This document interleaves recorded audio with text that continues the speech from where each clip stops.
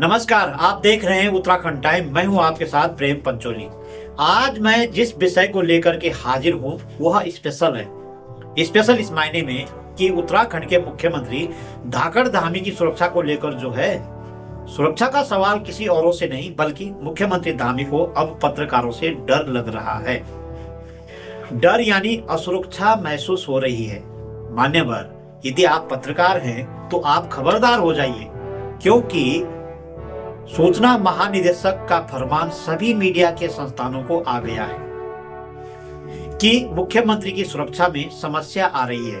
पहले यहां महानिदेशक का फरमान पढ़ रहा हूं, फिर आगे इस फरमान पर आपसे चर्चा करता हूं। सूचना एवं लोक संपर्क विभाग के महानिदेशक बंशीधर तिवारी एक आदेश जारी करते हुए लिख रहे हैं कि समस्त संपादक, ब्यूरो चीफ, प्रिंट एवं इलेक्ट्रॉनिक मीडिया महोदय, प्राय देखा जा रहा है कि सचिवालय परिसर में माननीय मुख्यमंत्री जी के आगमन के समय विभिन्न मीडिया संस्थानों के रिपोर्टर, प्रतिनिधि बाइट लेने के लिए अनियंत्रित रूप से एकत्र हो जाते हैं, जिससे माननीय मुख्यमंत्री जी की सुरक्षा के दृष्टिगत असुविधाजनक स्थिति उत्पन्न हो जाती है। इस क्रम में आपको अवगत कराना है कि आवश्यकता होने पर मीडिया प्रतिनिधियों को आमंत्रित किया जाएगा। कृपया उपरोक्त को दृष्टिगत रखते हुए अपने मीडिया प्रतिनिधियों को यथोचित निर्देश निर्गत करने का कष्ट करें। भवदीय बंशीधर तिवारी, महानिदेशक।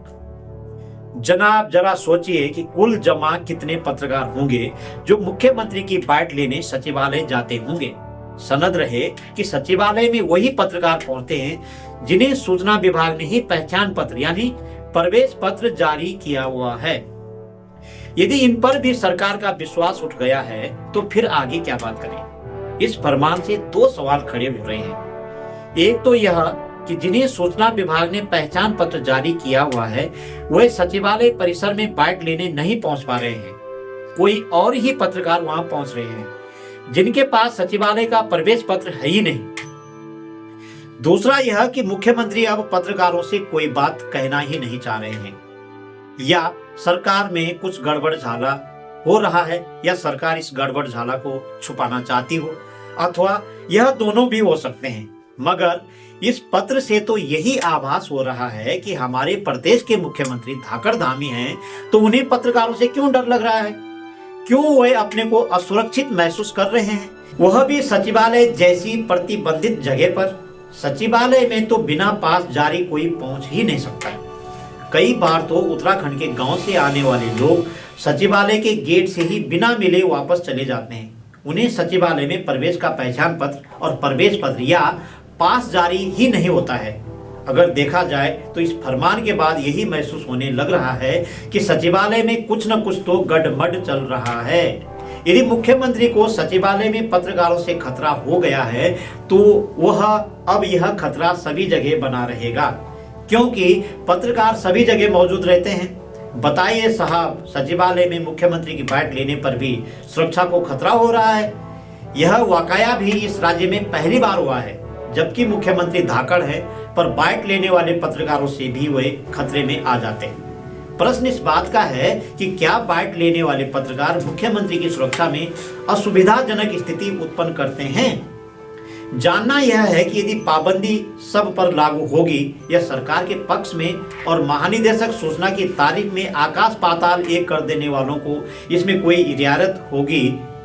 पत्रकारिता कर्तव्य से ज्यादा सत्ता धर्म निभाने वालों के लिए कुछ छूट तो मिलनी ही चाहिए जनाब। खैर, इस फरमान के बाद एक बार महानिदेशक सूचना को अपने गिरेबान में झांकना होगा कि उन्होंने किस किस को पास या प्रवेश पत्र जारी किया है, किस किस को विशाल विज्ञापन जारी किया है। यह भी हो सकता है कि बाइट लेने वाले पत्रकार उन विशाल विज्ञापन लेने वाले पत्रकारों को पछाड़ रहे होंगे, अथवा सचिवालय की सुरक्षा में सेंध मारकर और पत्रकार बनकर सचिवालय में प्रवेश कर मुख्यमंत्री को असुरक्षित कर रहे हों। तो महानिदेशक महोदय, यह गलती किसकी हो सकती है कि सचिवालय में पत्रकार बनकर प्रवेश पाने वाले पत्रकार है कौन। पत्रकारों को तो सचिवालय में प्रवेश के लिए सूचना विभाग ही प्रवेश पत्र जारी करता है। इसका मतलब यही हुआ कि खुद गलत लोगों को प्रवेश पत्र जारी करके पत्रकारों पर गलत लांछन लगा रहे हैं। वैसे भी जब मुख्यमंत्री माइक लगाकर सामूहिक बाइट प्रस्तुत कर देते हैं तो दोबारा उनके मुंह पर आईडी चिपकाना भी व्यवहारिक नहीं है। इसलिए सूचना विभाग को अपने गिरेबान में झांकना ही होगा कि इस तरह के पत्रकार हैं कौन, किसने इन्हें प्रवेश पत्र जारी किया है।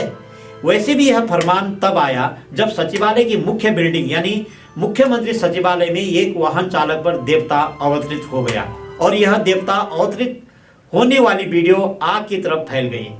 देवता का पासवा यह कहते हुए भी सुना गया कि मुख्यमंत्री और सरकार पर बहुत बड़ा संकट आने वाला है।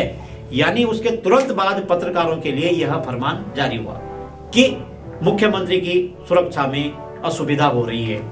महानिदेशक महोदय, जरा इस ओर ध्यान तो दो कि सोशल मीडिया के दौर में आप सूचनाएं नहीं छुपा सकते हैं। आप कितनी ही फरमान जारी कर दें फिर भी सूचना बाहर आकर निकलेगी।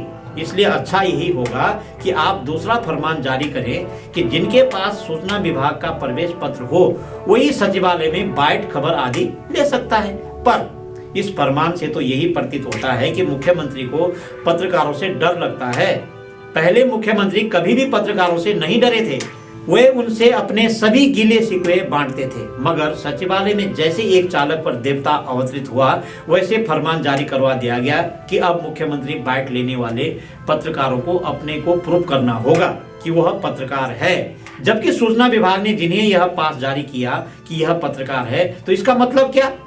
कुल मिलाकर यही प्रतीत होता है कि उत्तराखंड सरकार का सचिवालय वैसे भी आरंभ से ही सुर्खियों में रहा है। कभी वहां सीवर जाम हो जाती है, कभी सचिवों की कुठाई सूचना आती है, वगैरह वगैरह। हमारी यह रिपोर्ट आपको कैसे लगी कमेंट करके अवश्य बताइए। अगली कड़ी में ऐसे ही किसी खास मुद्दे के साथ आपसे मिलेंगे। नमस्कार।